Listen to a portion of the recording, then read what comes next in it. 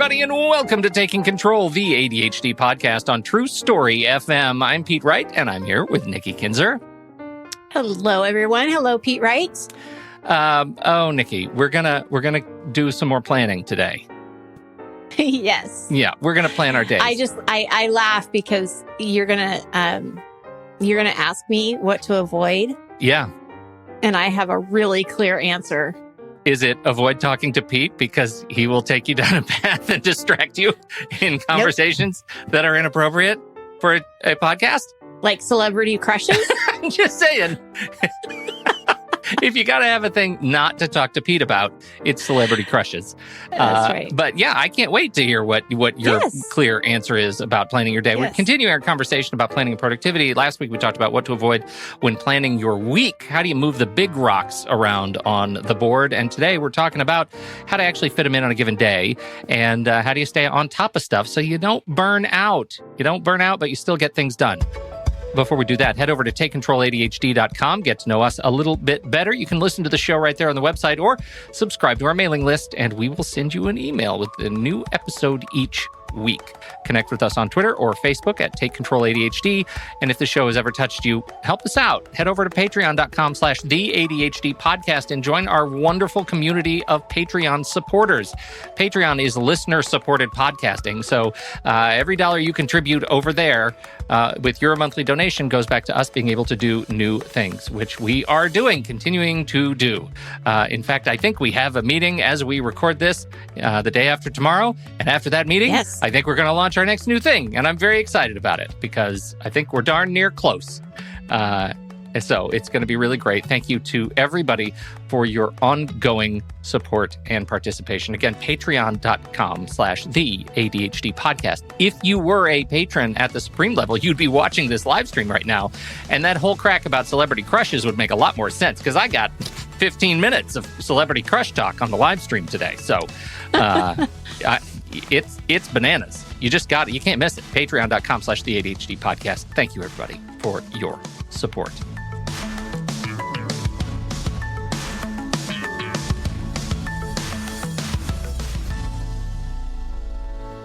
Nikki.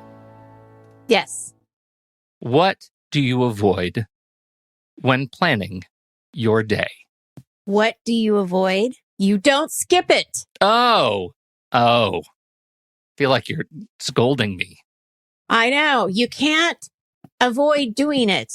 We have to do it. So the whole thing about what to avoid is just not to not do it. Like you have to do it. Yeah, you have Don't to do it. Don't skip it. You have to do Make it important.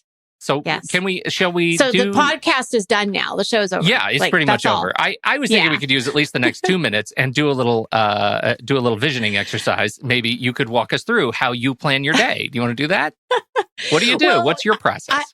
I do want to do that, but before I do that, I want to ask you how you do that too. But I do want to talk about just some of the basics of why it is important that we do this because so many people don't. And that's why I say that's what you want to avoid is to not do it. But what does it mean to plan for your day? So for me personally, it is, taking a moment to review your calendar and your task list. And this is what I would say to people. This is what it means. It just means that you're going over the day. What's going on? What meetings do I have? How busy is my day? What do I need to work on? What did I plan? What do I need to adjust? So it's just it's not really doing anything much more than just looking, at your list and looking at your calendar. Now, if you did the weekly plan, which is what we talked about last week, then you should have a pretty good idea of what you need to do because you've already gone through the prioritization and the planning and time blocking. So these really do go hand in hand. You want to do that weekly plan, but then you also want to check on a daily basis, like where you're at. And I think there's a few things that make it really necessary. One is it gives you the time to adjust your plans because I know, and and everybody that's listening knows that just because you plan something doesn't mean it's going to happen. And for the most part, it doesn't happen the way you planned it. Like you have to expect it not to go the way that you think it's going to go. Right. And so when you're looking at things on a day-to-day basis, it gives you that direction for the day. Like, all right, so what do I need to do today? Where do I start? What kinds of things do I need to do to get ready for that meeting today? It's giving you a moment to also ask yourself, how do I want to show up for my day? And I think that's really important because, when you have a moment to reflect and say, okay, I really want to show up for my clients. I really want to show up for the podcast. I really want, to send out a positive vibe, whatever it is, then you're setting the stage for that. So I do believe it's necessary not only to keep you on track, but also to give you that moment to just say, how do I want to show up? I like that. That's a nice way to look at it. And I don't tend to think of it that way often. And I should, just as another frame around which to think about my time is how I want to be present in it. Because so much of my thinking about daily planning is just moving rocks around, right? Just moving pieces around on the board. When can you do the daily plan or daily review? I would say, first thing in the morning or the last thing that you do in the evening. For me, it's really hard to do anything in the evening. So after I'm done with my last client or I'm done with the project, I tend to just leave my office. So for me, I know that the evening is not going to be a time that I'm going to look at anything. But I will look at my schedule and my things in the morning before I start. And one of the things that I would say is that we want to avoid having it not be important. And the way that happens is we get distracted by doing other things. So if you go into your office or wherever you're working and you go straight to your email, you're probably not going to do a daily review or a plan, right? If you're thinking you're going to do it in the middle of the day, it's really easy to forget about it or not do it because other things are going to come up that are going to be more important. I did put an exception here. What's that? and that is my GPS program because, and I'm not saying that just because I really have a good reason for this. On the East Coast, my GPS program doesn't start until noon, right? If you're on the Eastern time zone. Yeah. And for some people, that is an inconvenient time. But the reason I think it's okay for my GPS people is because you actually have a very dedicated time and space where you're planning. You have somewhere where you're going. You have other people who are going to be there. You've got a coach who's directing you and you've paid for the service. Yeah. So, you're probably going to show up. Right. You have all your productivity pals are there. You don't want to let them down. You do not want to let your PPs down. Yeah. So it is really important that we do not let the peeps down. Do not let the peeps down. Absolutely not. Yeah. So I just wanted to throw that in there because, I just think it's different when you have a dedicated time and space. Right. So how do you do it? How do you personally do it? I want to know what it is about your planning ritual. It's habit. And I want people to make it a habit. And I know it's so hard to do that when it's not a ritual for you already. I already have a ritual that I do unconsciously, like in the morning when I'm done with work, when I'm done getting ready, I come into the office and I what you would say, open it up. Sure. I make sure that all the lights are on. And I will open up the window often, water my little bamboo plant. If I have my essential oils on, I'm going to, do that. I'm going to go get my cup of coffee. I'm going to come back into the office. And what I do is I look at my calendar. What is who am I meeting today? How much time do I have in between meetings? And then I look at my things list and I think, what am I going to do in between those meetings if I don't already know? Now, for me, it comes very natural. And I know that it doesn't for everyone. So what I want people to know is that it's okay if you have to have reminders. It's okay if you have to have beeps going on, to tell you to check your calendar, your to-do list. And don't worry about it if you don't do it every day. You can always do it tomorrow. That's the great thing about it. Yeah. But it really is a tool. It's a habit that's going to help you feel more in control of your day so that you're being more proactive than reactive. And so when we look at it as a positive thing, not a burden, it can really be very helpful, because when we don't have any idea where we're going to go or what we're going to do, it's stressful. I mean, you can just stay there frozen and not do anything, even though you have a million things to do. The other thing that I do in the morning that helps too is not just the looking at the calendar and the list, but there are a couple of things that I do first thing in the morning all the time. So for me, I always check Slack. I always check Discord. So all you Discord people, I'm looking at you every morning. Yeah, right. And that's also why you're not around during the middle of the day, because you have it blocked. I have it blocked to look at it in the morning and to look at it before I leave. Yeah.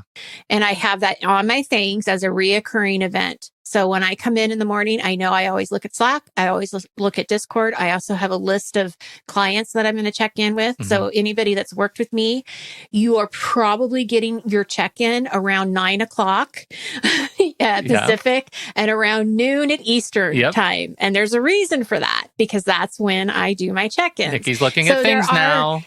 Yeah. So there are things that I just do on a ritual, routine basis that starts my day, and I don't go into reactive mode. Yeah. So what about you? You embarrassed me the other day, and I just have to say out loud, How did I in the time you? course, I actually recorded myself in a video talking apparently about how I didn't like Todoist. Oh, you loathed it. Yeah, I loathed it. It was very frustrating. And let me say, first of all, a lot of work has been done on the app since then, and it's now a lot better. And it's now the thing that I use. And you know what they say about opinions and a-holes, right? Everyone has one, and they always stink. Well, that's yours truly is not immune to that. I have changed my opinion on Todoist. There are a lot of things I don't like about it in terms of just usability, but one thing that I love very much that applies to this conversation is the today agenda view, right? Where I can put things into this, and it's tied to my calendar. So I no longer have to do the old thing where I used to drag tasks from my task list into time slots on my calendar. I just set the time in Todoist or move the block around on my calendar, and they sync between the two. So I still have a thing to check off, or I can see the overall structure of my day. And I do that in the morning and in the evening. So in the morning, and I usually do it, I'm still in bed. Honestly, like the first thing I do is I wake up, I put my glasses on, and I bring up the phone, and I just look at the day, and I start moving things around so that I know kind of when am I going to need to really get started? Has anything changed overnight that I need to kind of move around? And I build out the rough sketch of my day so I kind of know what my plan is after my shower. At the end of the day, around 4:00, I do the same thing, and I look at the next day, kind of the evening and next day, because there's always evening stuff. A lot of time I'll end up doing that like in the car, like I'm waiting in a parking lot for a kid to finish swimming or running or whatever activity they're doing. And so I'll be doing that kind of mobile. So I do that on the phone or on the iPad. And as you know, I'm a huge fan of hyperscheduling, right? Of doing that sort of block scheduling thing, and have been doing that for years. So pretty much every minute of my day is accountable to something that I am able to attribute to an activity, right? Because I think this is an important distinction. Planning your day has nothing to do with what work you have to do or how many jobs you're working or whether you're not working jobs at all. Planning your day has everything to do with time and how you're going to put your body in that time.